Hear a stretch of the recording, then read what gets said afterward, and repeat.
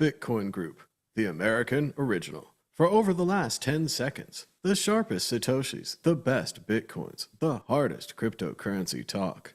We'd like to welcome our panelists, Dan Eve, the Crypto Raptor. Hey, happy Friday.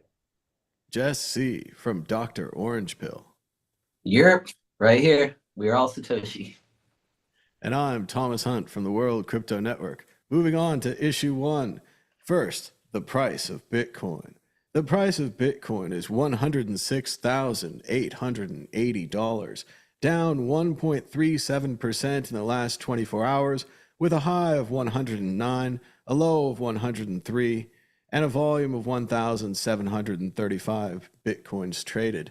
That's $1 for 936 Satoshis, still below the 1,000 Satoshi barrier.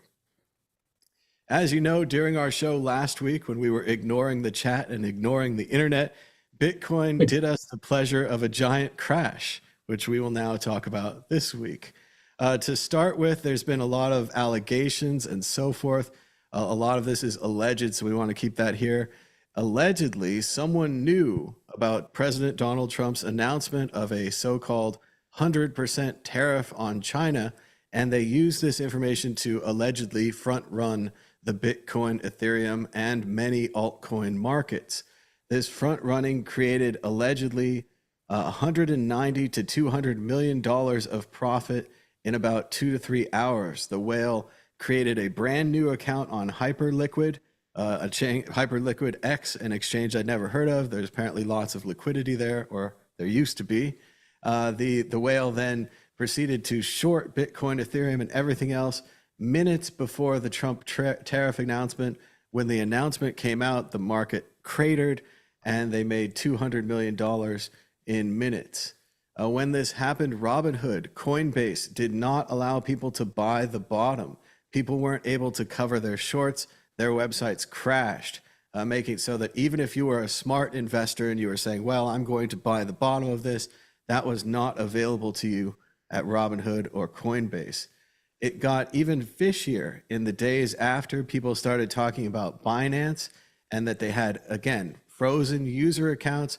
Traders were unable to access their funds at critical moments, according to CryptoCowboy_AU. Limit orders and stop loss functions were conveniently disabled. This move ensured that Binance maximized profits during the largest liquidation event in history. For those of you who don't know, the Binance exchange takes a 1% liquidation fee when you're liquidated. So it's actually in their interests for their customers to lose their trades because of this 1%. Coinbase and Binance, again, had degraded performance with transactions. Coinbase, despite being on the stock market, having more money than anything, still cannot keep their exchange up during crashes, which again robs users of the ability to buy the bottom if they believe that's the bottom.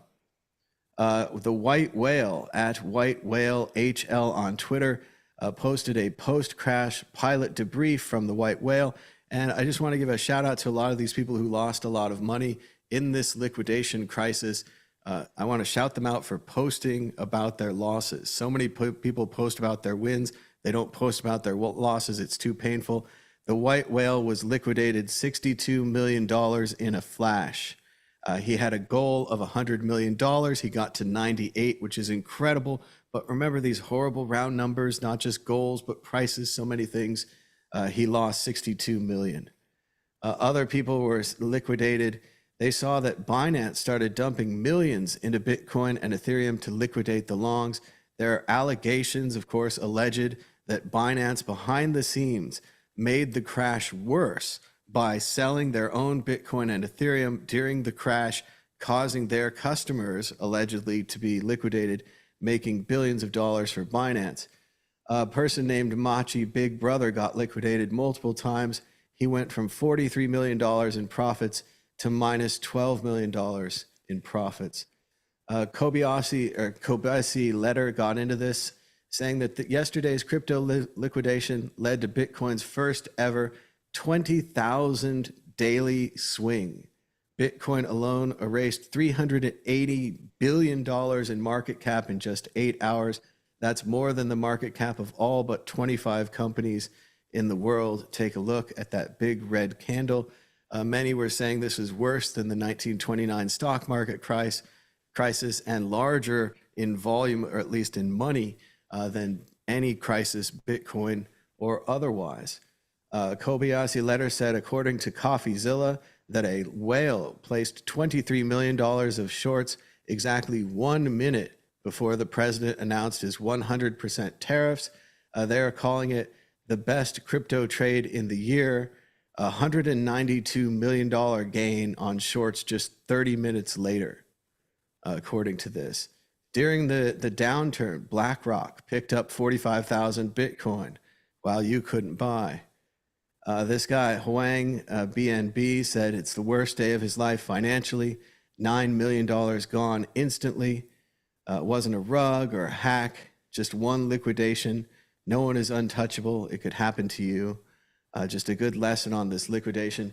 Now, this is where it gets a little alleged. And again, we don't want to say we have no information on this. This is all from Twitter. Allegedly, a man named Garrett Jin, the hyper-liquid, hyper-unit whale, changed his Telegram privacy settings, hiding his previously public photos and phone number. He removed Xhash from his bio. Some people say that this may be the person behind the $735 million short placed on Bitcoin. And in case you're wondering, he does have potential connections to the White House. Again, speculation, but many were saying it's possible that Baron Trump could be involved. No one knows anything. This is all alleged. They say analysts say the true size of the liquidation could be $400 billion. It could be 20 times larger than what was reported.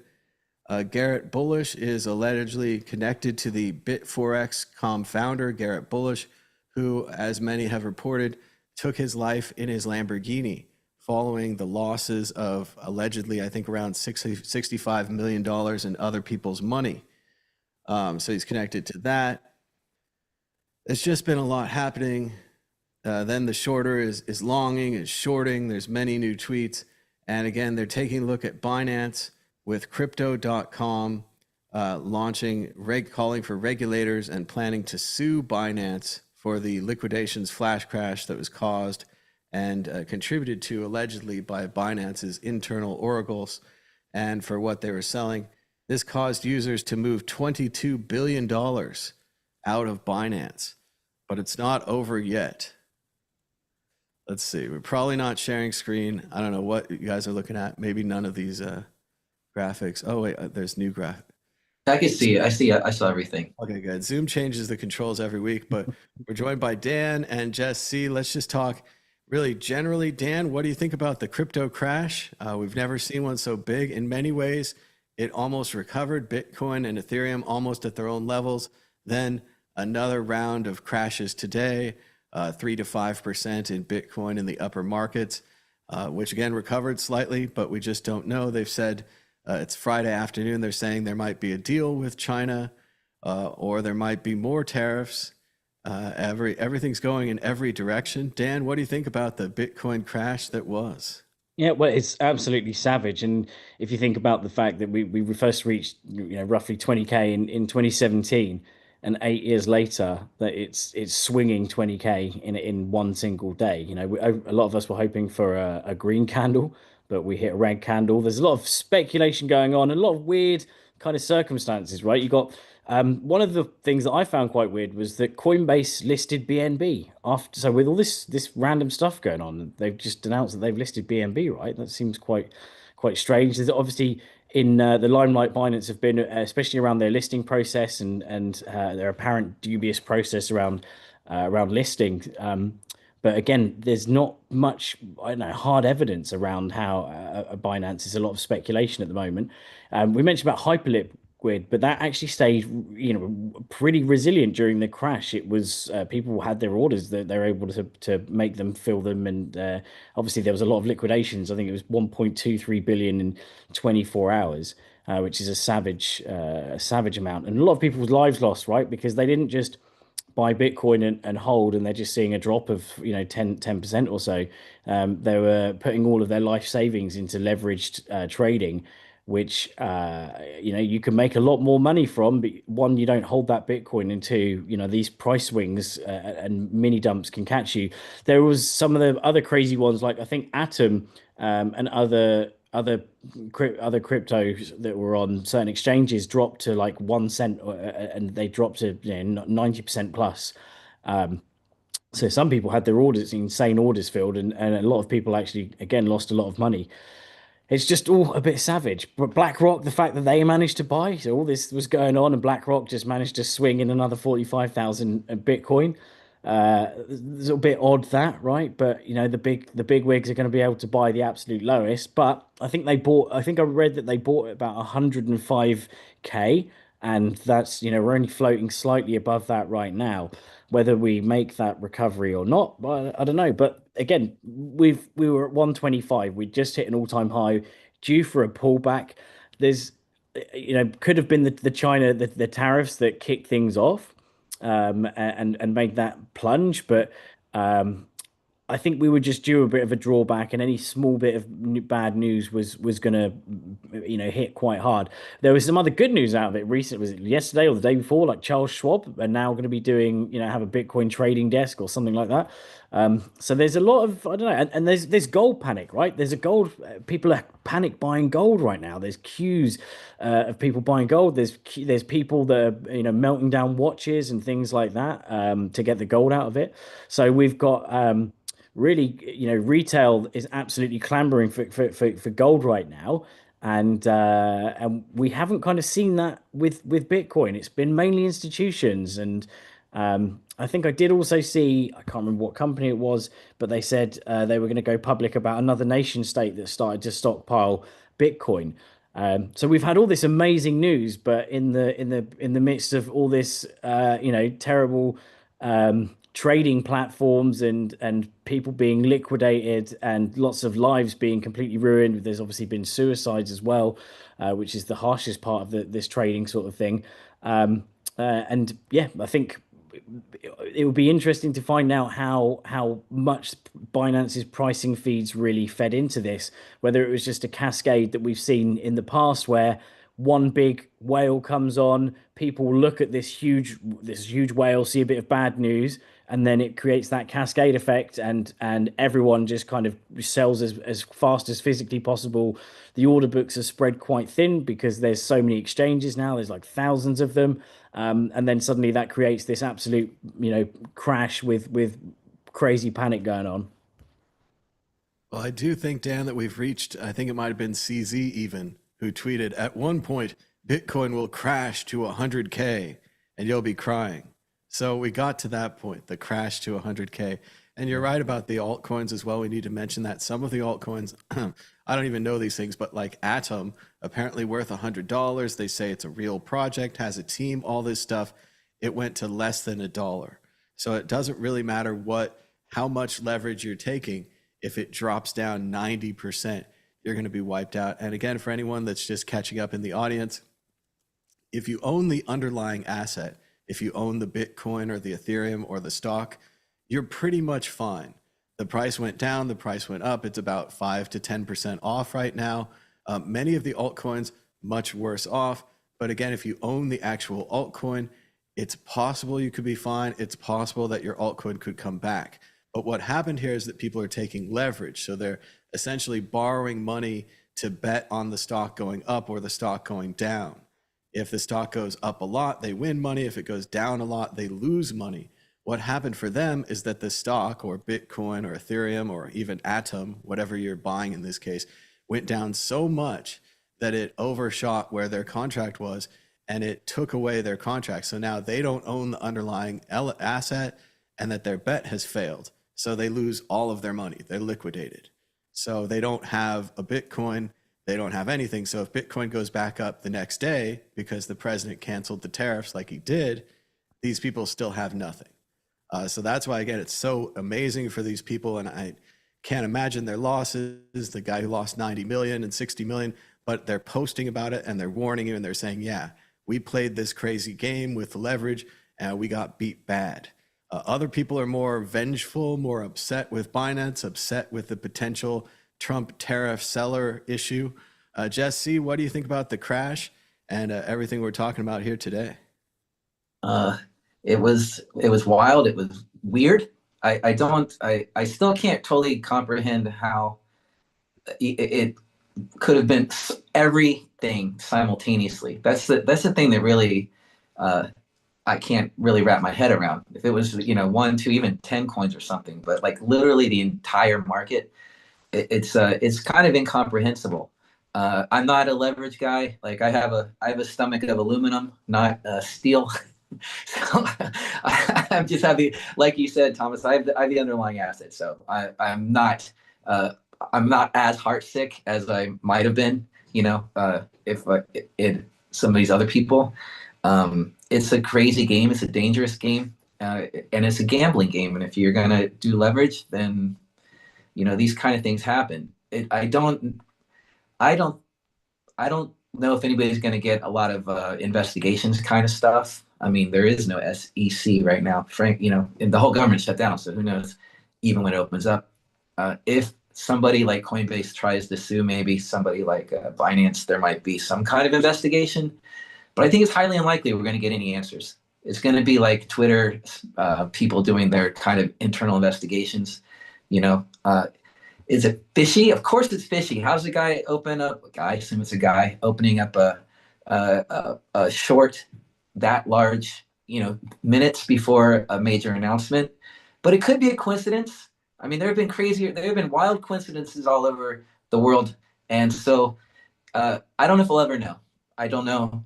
So I just kind of look at the world, and this is where we are now, and we'll just kind of see what happens next.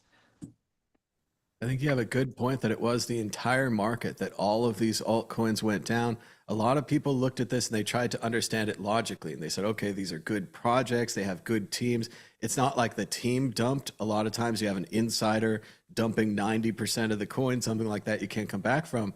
But what happened here, I think if we look at it from a larger perspective, is that all of these alt markets, unfortunately, I'm going to get a lot of hate here, but they're weak. They're not technically weak. They're not 51% attack. There's not some kind of crack or some kind of code problem. It's just they might not have enough liquidity. They might not have enough people that are buying who are backing them during a point like this. And someone might look at this market, and again, they didn't do it, but they might say, well, if I cascade this one, cascade this one, cascade, I could get enough money in my snowball to cascade this next one. But like you're saying, Jess, they didn't do that. They didn't knock the altcoins markets over like in a row. They knocked them all down at the same time as this tariff announcement that nobody knew about except for maybe the president, maybe the people that work for him, and maybe his family. And we don't even know that. This is all alleged speculation. We don't know. But Jess, what do you think? How does it different this time? They could do one at a time rather than all at once. Yeah, it's kind of incomprehensible. I'm assuming all the APIs of most of the exchanges are sort of locked into each other because, because all of them, it was like on all of them at the same time. It's kind of incomprehensible. As far as like Barron Trump, I've never heard Barron Trump speak one single word. I get the idea. I might get some hate. I get the idea he might be slightly autistic. Maybe I don't think that's like crazy to say. So maybe he's an autistic genius. I get the impression maybe he's not, but so I don't know. But maybe he talks to a friend. I don't know. He goes in. I remember going to a Twitter space once and waiting for some kind of coin that I think was his coin or something to be announced, and he ditched out of the announcement before it was even his turn to speak. He didn't even bother to show. So it is a surprise, but many are saying that he's dropped out of NYU. The word on Twitter is that he's allegedly made $80 million from cryptocurrency, which again, he's born on third base. He stole home. We're really impressed. Like the rest of us are born with $100. This guy's out there probably got 5 mil and he's like turned it into 80. I don't know. A kid like that too can certainly have friends or be acquainted, get introduced to people so he can keep his hands very clean and just provide the cash, sort of behind the scenes. So it does seem like there's a potential pipeline. And again, we know nothing, no deep throats here, but that information that Trump's going to put out, this China tariff, is so valuable and might have been used in this case to make someone $200 million in an hour, which is a pretty good work. Dan, Eve, what do you think about all of the alt markets going at the same time and the possibility of White House involvement? Obviously, we don't know anything. Yeah, I think it's one thing about crypto is that it's kind of pseudo anonymous, right? Especially when you've got platforms like Hyperliquid where you don't need KYC and you can just put these massive shorts on, and it's difficult for people to kind of figure out where the funds are. But at the same time, if they're putting millions down, that's a lot of money to be moving on the blockchain. Someone's gonna see where that originates from in some way. There's going to be some exchange that it originates from. If it's OTC, it might be some from a very old wallet or something that makes it harder to trace. But there's it's a blockchain, it's a public ledger. There's always going to be a trace back to it. So on Hyperledger, there were 6,300 wallets wiped out alone. So that's, you can just imagine how many other people were wiped out across Binance, because and any other place. Well, and some of these people, like everyone's all down on leverage, and I get it, but I've seen some of these posts where the person says, I took like 1.3 leverage, or I took 3x leverage. I mean, leverage goes up to 50 or 100x. The event like this, like you're saying, it wiped all these people out, even the people that were allegedly safe with very small amounts of leverage, right? Yeah. Yeah, there's also news from, I think the Crown Prince tweeted about the fact that OTC desks in Dubai are completely fresh out of Bitcoin. So there's a lot of buying over there. So a lot of people are seeing this as a huge buying opportunity. It's historically been October, right? And October till November. We've seen some of the all-time highs before. There was one thing that I did find quite interesting was that a tweet, I think it was on like 4chan or something like that, but it did the analysis of the days from the low to the all-time high, and the all-time high peaked on October 6th, I think it was, which was a couple of days before the crash. So that's pretty, and that came in 2023, I think, that post. So again, there's speculation that this is kind of all some sort of orchestrated stunt by the deep state, or the deep dark web. There's a lot of ETF outflows, so there's like 536 million outflow yesterday. So maybe those guys are all fleeing to gold, since that's kind of. But then again, that's at its own all-time high. Peter Schiff's obviously dancing on Bitcoin's. It's not a grave, obviously, but Bitcoin's loss, and he's saying that Bitcoin's gold's going to be 20K before Bitcoin gets to 200 or something like that. But yeah, it's wrecked a lot of lives, and we've seen this so many times before. The exchanges, there's a crash and the exchange is shut down and people can't get to their orders. There's the automatic liquidations, I think some of them from Binance, where someone lost in the region of 40 million. And don't quote me on this. I think it's 40 million allegedly, all that. And they were given like a 25 cent compensation email. So there's some savage stuff going on right now. And the worst thing is, again, it's a lot of lives have been completely ruined. And we can argue that they should have been more risk averse.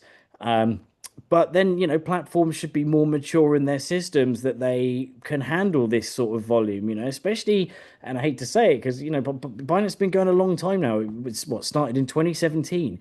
They're very mature as an exchange, and especially Coinbase, they've been going so long, 2012, 2013, whatever. So their system should be able to handle these trades. If anything, they should be geared up so that people don't get completely effed in the A when something like this happens. Like that, there should be more protections on the exchanges. You can argue that the decentralized, massive leverage trading, dexes like Hyperliquid, where they're really like casinos, where people are much more prone to lose their money, but not on the bigger exchanges, not on the and I think Jesse make a good point there about whether the SEC is going to look into this once it's back up and running, and any other institutions around the world, because there's obviously been some issues here. I don't want to pinpoint anyone in particular, but there's lots of rumors flying around, so it's very difficult for us to say what's the truth. But I think we're going to get the information on this big whale quite soon, because someone will be able to do some chain analysis and figure out where their big wedge came from in order to be able to put that down on Hyperliquid. Yeah, and that money comes in and it's say whatever it was, 200 million. Is that coming in Tether? Like when it's on a DEX, I guess it's just in stable coin, some USDC or something. Yeah, And then they track it from there. I think it was. I think it was a stable coin that came in and went into. I think it was Hyperliquid. And now, did you say that they've got a long now? They've switched it to a long. It's really hard to tell. I think there's so many people tweeting about it. They keep saying that they have a long or saying that they have a short, because I think people are now trying to use that as a market symbol. So I don't know if anybody has a long or the a new short. Pelosi tracker. I'm not going to take any credit on it either. But the worst part of this, Dan, like you're saying, is that I'm watching it. If we are to assume that the Trump tariff on China is the actual incident that started the crash or the reason behind it, I thought he would chicken out. As hard as it is to hold your position when it's all going down, you're like, well, I kind of think, this can't last. China's a good trading partner. We really need them. By Sunday, he had chickened out and changed the tariff. And then again, as of today, Friday, I think that the tariff is back on. And now he's saying it's 100 times 100 or whatever. Everything keeps escalating this administration. It's very difficult to say anything about. But yeah, if you could have just held on. But again, with the leverage, with the liquidity that they had, these people got liquidated, 90 million, 60 million, 40 million, all these people. It didn't matter that he chickened out on Sunday. The market mostly recovered, that he put it back on Friday, all these things.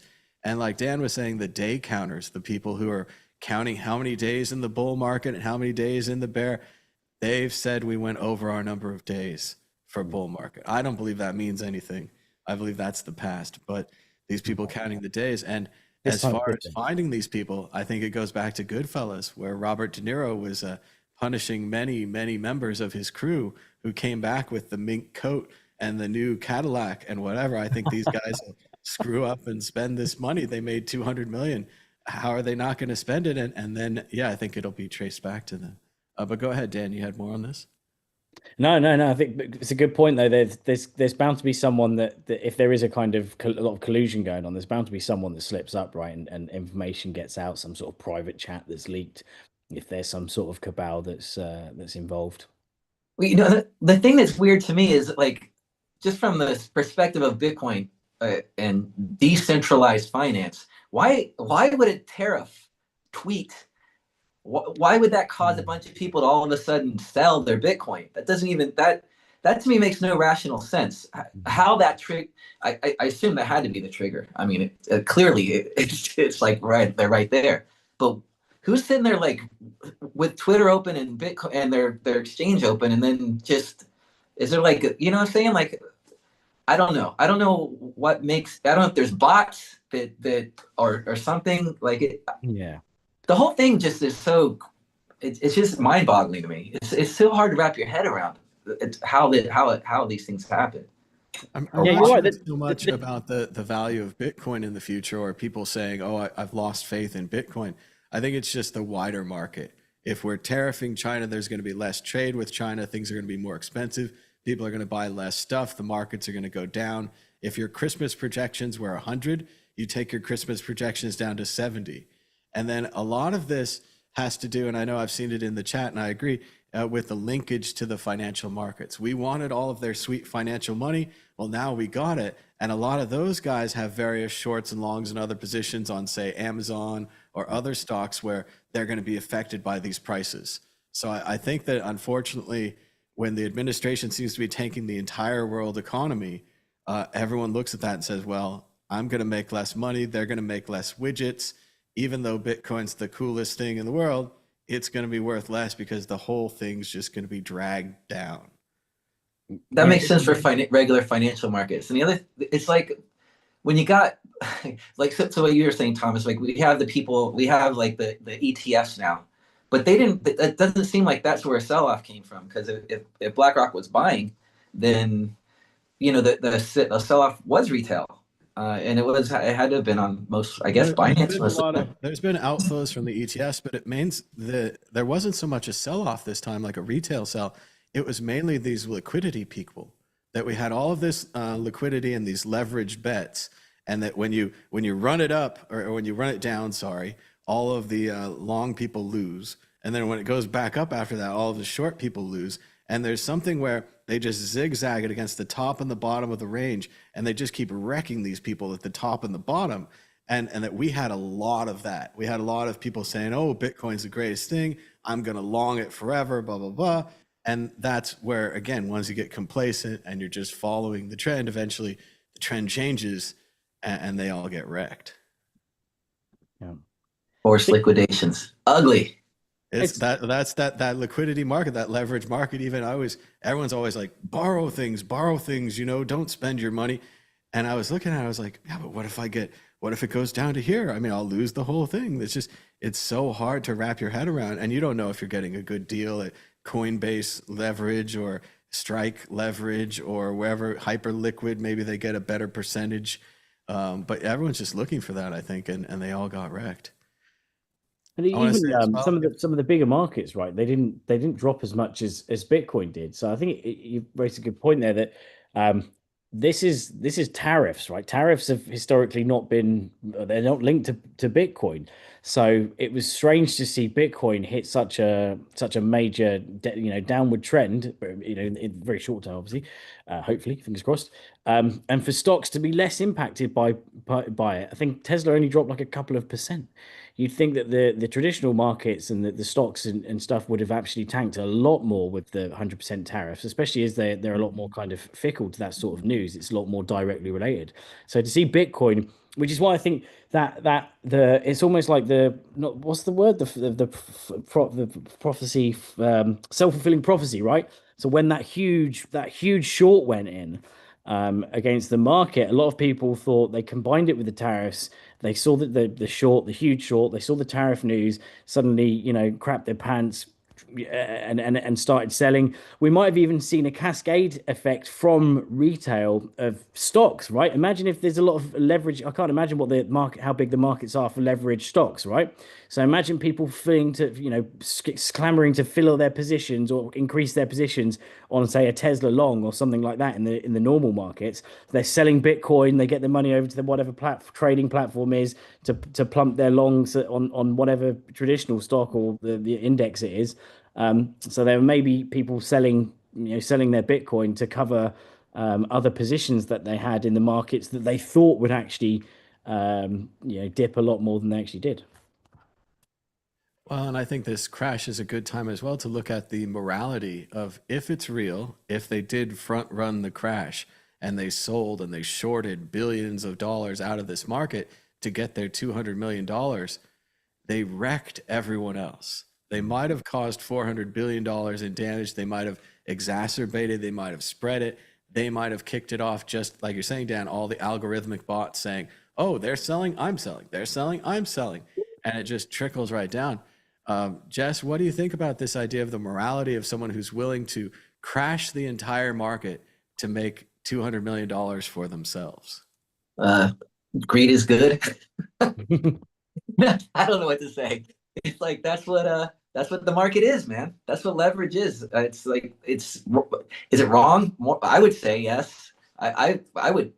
It's horrible with what but I think whoever did it isn't. And I'm not saying it's not like they're a sociopath.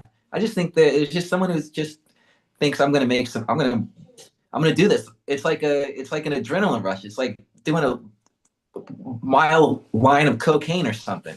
I think that's all it is for them. I don't know if they're the people that are doing this are like, they're like the Sam Bankman-Frieds. They're playing video games maybe and doing a bunch of drugs and just sitting back and having a big party and laughing their ass off.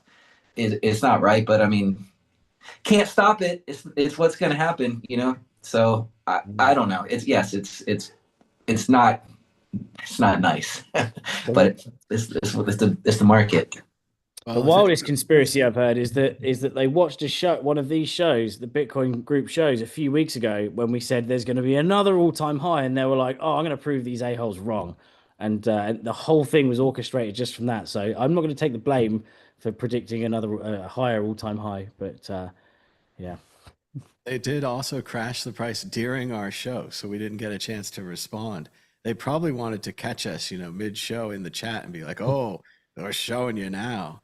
But you're right, Jess. I mean, if you're inside the family, if this came from the White House, you're just kind of selling your family's power once again to get money. Seems like that's happened a lot. For the guy that's actually pushing the button on the short, that seems like a really risky position. You really have to believe and know that your source is good inside the White House, allegedly, all these things. So it's a big button push. Whoever puts that and nails it. It reminds me of another thing we saw recently. There was a guy, I forget how much they had, maybe like 10,000 Bitcoins, and they'd sat on them for these last 15 years or whatever. And they were like, okay, I'm going to move them. And they moved all 10,000 at once. No test transaction, no nothing. Just do it. So the same way the person shorting this must have stacked up all the money they could borrow from all the people in all the world and then put it on this good piece of information and let it go. And even then, it might not be the information. It might just be the size of the short that kicked this off. Let's check in with the chat. Let's see what you guys are saying. They say, still here and early. They need another Mad Bitcoins European tour to save them. And they just might see that. Keep an eye out and definitely check out bitfest.net in the UK. Starship says the crash was quite exciting. All the exchanges closing, liquidity drying up, shitcoins absolutely wrecked. Thankfully, Bitcoin spike wasn't so bad. We're just a little lower than that a week later. Chikezi says Binance prices during the crash were crazy low, lower than other exchanges. And that could lead to court cases and other trouble for Binance. But once again, with this Binance thing, everybody's all rebelling against them, and there's all this boycott Binance and all this talk. This is the same group that pulled out of Malta when they even thought about taxing them, right? This is the group that pulled out of their previous country because they were going to be taxed. I'm just confused. All these traders are waking up to this essentially allegedly pirate type organization. Like Binance is a lawless group that goes country to country. Who's surprised that they're like allegedly maybe front running or pre-selling your trades? I mean, who'd be surprised they're selling your background information? Who'd be surprised that they're taking 1% liquidation fee and then helping you get liquidated? I'm not surprised by any of this. It's surprising to me that the other people are. So let's continue to deal with that. Let's check back to the chat. Let's see. They said, Chikezi says, what did people expect with institutional money coming into Bitcoin and crypto? They want your Bitcoin. And it does seem like we're seeing a lot of these up and down swings that would empty your pockets if you were riding leverage and maybe drive you crazy if you're holding the spot asset. They say margin trading is a mug's game. Any long with margin got wiped out in seconds, and the tariffs won't happen anyway. Trump always chickens out. They're asking about, they say gold is having a blow off top. There's shallow markets on the altcoin. Maybe arbitration bots is why it moved all at once. And again, they're talking about gold. Gold is at an all-time high. It's gone way up. They're saying that silver's up as well. People that bought silver in the 80s for $50 can now sell it for $50. It's amazing. They had one of those people in the retirement home celebrating gifts that went with that. And then Bitcoin is a huge share of the future economy. Then a trade war makes that worse. So that's why Bitcoin would go down if the economy was going down, because of trade being more difficult because of tariffs.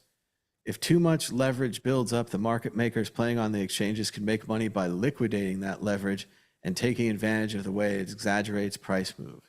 So I think that's a good thing to say, that it's really obvious when too much leverage builds up in the system, then someone can do this, or there's the initiative to do this because it's just sitting there. You can even calculate it out, and they calculate it as well. Many things, how much Michael Saylor would have to lose to go down on his, but they're like, oh, if it goes to here, it wipes out this many people. If it goes to here, it wipes out this many people. So they can actually calculate their potential profits really easily and then justify the crime. Chikezi thinks the tariffs were a fake narrative just to help the manipulation. And Starship seems to agree. The news story is just the trigger, the straw on the camel's back that exploded the spring-loaded leverage. So let's go to the panel. What do you think of the chat? Dan, they talked about gold. They talked about liquidity and leverage. What do you think? Yes, isn't gold's at pretty much all-time high right now. It's what four did it peak at $4,300 or something like that? It's insane. Um, there's there's obviously a lot of talk about. I think maybe it's the fact that Bitcoiners have been spreading the word, because I always hear about people talking about Bitcoin in public, right? You hear random conversations, but you never hear people talking about the gold markets. So maybe the Bitcoiners have poisoned everyone's minds, or a good poison, an orange pill poison, showing them that the fiat system's completely broken, and so when they're not so clued up about Bitcoin, they move to gold. And obviously, when something pumps, people seem to want to go for it, right? Everyone likes buying the all-time high. They don't like buying Bitcoin when it's $3,000 or $2,000 or $100 when you're telling them. They want to buy it when it's $100,000 and $120,000. So maybe the Bitcoin education system taught people how bad fear is, and that's why a lot of people are actually running to gold right now, because they're like, hey, I don't know how to hold this Bitcoin stuff. I don't know what a hardware wallet is, and I can gold I can hold in my hand or put it under my pillow. Yeah, and also the other thing I was going to mention was that Binance's stable coin depegged, didn't it? It went down to 65 cents, I think. So that caused a lot of issues. That caused a bit of a cascade effect. And when you've got the biggest exchange in the world, depeg, their stable coin depegging, that's going to have repercussions across the board. Gold is looking very impressive. It looks like it was around 2000 January 2024, 2700 January 2025, and now around $4,200. So a major bump for gold. Jess, what do you think of the comments? What they say about the shallow markets and Bitcoin being a part of the future market? That's why it went down. Yeah, I can definitely get behind those guys sort of suggesting, and it's all conspiracy stuff. But yeah, man, with that tweet, like, how serious is Trump when he's making these tweets? Or is he just like, wink, hey, Baron, if we're going there, let's just go there. That's what I mean, hey, we're going to do this today around 3 o'clock, get ready. It's because it's easy. It's happened. He's already done it a couple of times. So it's like, I don't know, but I could definitely get behind that. I don't know how, and that's what Dan was saying too. And that's kind of what I was getting at the beginning, because regular markets didn't take it too hard, because I'm going to say more mature investors, suppose, I guess we could call it, or more mature markets were much more stable and didn't take it as seriously. So yeah, I don't, it's crazy. Yeah, and the leverage is dangerous, and that's crazy too. So It yeah. has gotten really strange, though. I think you're right that the experienced markets, the stock markets, have seen President Trump threaten tariffs so many times that they don't take it seriously, which is an amazing thing to say, that the President of the United States taking official action is not something that you worry about as a stock trader. Maybe the Bitcoin investors hadn't heard this, or maybe they have a personal belief in him and still believe the things that he says, even on Twitter or whatever, and they acted into it. It's interesting as well, I think, that just what it's become in a leak, that the leak was that the president was going to tweet. It wasn't like an official act or a bill, or that someone was going to vote for something or Congress was going to sign on. It was a tweet. So if that's all you need to do to make $200 million, I think people would front run all of his tweets. I don't know who in his office wouldn't want their share of a $200 million payday, if all you have to do is know that he's going to tweet about, say, Tylenol or whatever, which obviously did move the market, I'm sure, for the Tylenol company and so on and so forth. Yeah, well, the modern nursery, not nursery rhyme, but the kids rhyme is the man who cried tariff, right? Not the boy who cried wolf. They're also saying that President Trump chose to do things outside of normal trading hours, and that the stock market couldn't go down because it was closed, which again is a disadvantage to Bitcoin that we keep seeing. We get the bad news outside of the market. Then when the market opens the next day, we get more bad news. We get run down again. I think we get hit at least twice for every one of these crashes. And that's why I do look forward to, I don't know what kind of tokenized nonsense they're going to use on what platform, but eventually they're going to have to open that stock market up to 24/7, 365 trading. And then at least we can all feel the same pain at the same time. And certainly the order books are less dense. So once the cascade starts, like for that Atom one, I don't know what Atom is, but I'm, like you said, I'm sure it's a legit project in its own way and has a team and all that. But I don't, how deep was the order book? For to be able to go from 100 to $1. It's probably, it maybe isn't quite as hard as we want to think it is, or as it seems like it must be. Well, it wasn't 100 buyers lined up. It wasn't 100 to $1. It was something like, it was a flash crash to like 1 cent. It was like $10 flash crash to a cent, but still it was like 99.9% crash, and it not too much basically. Again, whether this is just the thin order books, and yeah, I think it's probably more the bots that are going crazy. I was always, a lot of the meetups I used to go to, there'd always be someone there who was trying to push like bot trading, even back in the day. I can't remember what the application was. It was like some sort of trading app that you would have. It was like open source, and you would buy these little algorithms from people, and they started doing it on Bitcoin. And then there would always be someone shilling this bot.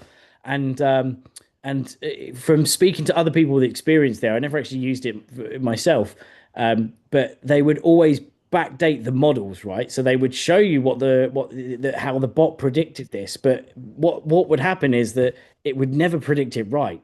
And when it was wrong, they would just go and correct like the algorithm to show that it would have predicted it right if it was the current one. But so there's lots of these bots. They're not programmed right, and they just go. They go rogue, don't they? And they don't understand the market. They'll just they don't see the wider sort of news and things like that. They'll just go off of certain indicators, and then they all just crap the bed. And that's it. Boom, boom, boom. Cascade effect.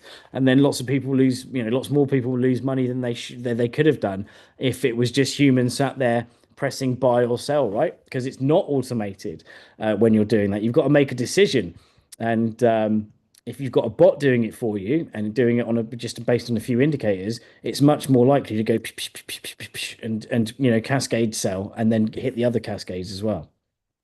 That sort of happened to me. I did bot trading one point in time, probably about 5 years ago, using 3 commas, and I did have a Binance account at that time, and I linked the API, and I could use BNB as my trading fee, so that's sort of how I gauged what was. Long story short, it basically liquidated all of my BNB, because it was the trading fees, because it kept just basically hitting the buttons so fast. I thought I was doing something clever, but I didn't make any money off of it, and I realized it was a kind of a crazy dumb thing to do anyway. So I just got rid of it. And your account gone. Yeah, exactly. Gone. Thank you for donating. Gone. Lucky for me, it was probably more like $25. Nice. Not 25 million.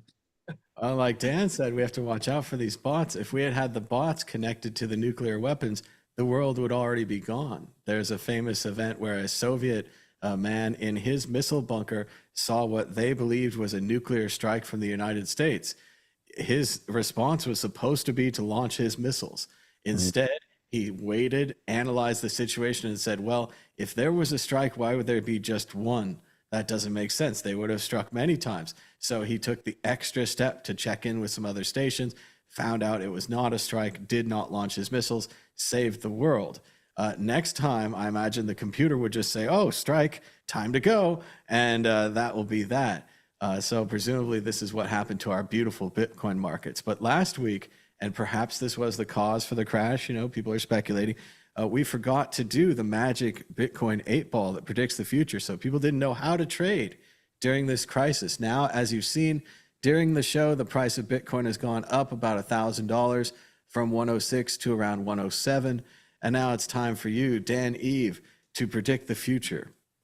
I've seen two big predictions out there. One of them says the bull market is over, everything is over, give up, right? The bears. Then the other side, and this is so seditious because everyone out there is like, don't tell me this, don't tell me this. They say that because we binged to the top and they killed the shorts, and then we binged to the bottom and they killed the longs, we binged to the top, because we've emptied all of this liquidity out of our market, disastrously emptying the pockets of our friends with the $90 million or whatever. But anyway, because they're out of the market, now we can have price discovery again. And price discovery is always good for Bitcoin because Bitcoin goes up because it's worth money, And that maybe without these longs and shorts, we're finally free to rise. So Dan, Eve, higher or lower next week? Higher. Jesse, higher or lower? The forever optimist. Everyone is bullish, but what about the ball? The only vote that really matters. Will the price of Bitcoin be higher this time next week? The ball says it is certain. It is Yay! certain. The ball has spoken. The price will be higher next week. Let us know in the chat what you think, higher or lower. We'll check it out after. Make sure to give us a thumbs up and say hi in the chat. We're only really going to do the one big issue this week with the crash. There's some other smaller things. I like that Jack from Twitter was given Tether the knife. Tether, of course, made billions and billions of dollars off crypto. They donated $250K to the Bitcoin Development Fund. And Jack was like, what is that? He was like, and then somebody responded to Jack and they're like, how much you donate? And he's like, 21 million. And everyone's like, oh, shut my mouth. So it would be great if we could get Tether to donate some more money. And if Jack from Twitter making fun of them does it, that's great. We also checked in on the Nakamoto story with David Bailey. Someone saying that David Bailey is the most hated man in Bitcoin and that the Nakamoto is now below the value of their Bitcoin. Once again, speculators thinking it's a good price. I have no information on that, but we keep you up on the stories that we keep you up on. Dan, do you have a prediction or a story of the week? Go ahead. Oh, my story of the week is really sad. It's my poor little dog. He had an accident a short while ago, one of them, and we took him in to the vet, and unfortunately he's lost an eye, so he's now a pirate dog. But he's getting along fine. He's got one of those cute little cones, and he's still trotting along. So yeah, make sure that you hug your dogs and give them all the love in the world, because sometimes they may have sad times, and yeah, just make the most of it. He's still alive. That's the main thing. He's alive. He's just one-eyed. Arr. And my son was like, "Do they put in a fake eye?" I know, sadly not, because if they did, I would definitely have it. I'd be like, "Can you make it point the other direction just to confuse people?" But no, they don't. They won't put in a fake eye. Or a patch. Patch would be cool, like a pirate dog. But yes, that's very sad, Dan. And so many times it happens. You get cut near the eye, and you get cut too close near the eye, and it goes the wrong way. And we've all had accidents. We've all been close to that. So I'm sorry about it, Dave. I hope he's doing okay. He's good. Yeah, he's good. Doing better than the pigeons did. Well, give him lots of treats for us. Give him lots of treats. And Jesse, do you have a prediction or a story of the week? Go ahead. Let's see. I'll make a prediction.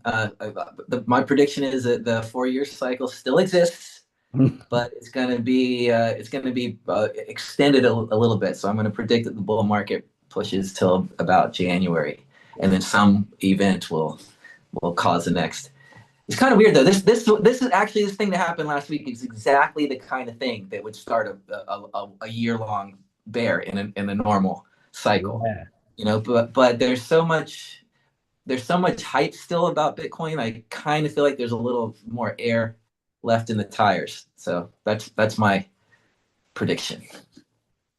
Certainly not financial advice, but it does seem like there's a little left. It does seem like it's not over, and it's one of these crashes where everyone gives up and everyone's like, "Oh no, it's over," and then that causes it to go up just one more time. And the dead dog eye bounce. Yeah, it does seem like a much needed correction for Bitcoin, even though it gets confusing when it comes with this tariff story, when it comes with this Binance story. All of these things might not even be connected to say there is no conspiracy, and it just tacks onto each other. And sometimes that could destroy our bull run as well. Remember, SBF and FTX pretty much knocked out the last bull run with what they did and all of that. Maybe it's over this time. No one knows. But we're running out of time. It is a big weekend in the United States. I don't want to predict anything because I don't want bad things to happen. But I do think bad things are going to happen. I think that people are going to be incredibly peaceful at these protests, but that might not be what people want, because they might want to use this as a reason to invoke the Insurrection Act so on and so forth. So everyone should be very careful this weekend and very safe. Take care of yourselves and others. Remember, milk is a great solution if you get pepper spray in your eyes, those kind of things. And yeah, just America's running right to the edge. Not very many of the guardrails or Congress is left.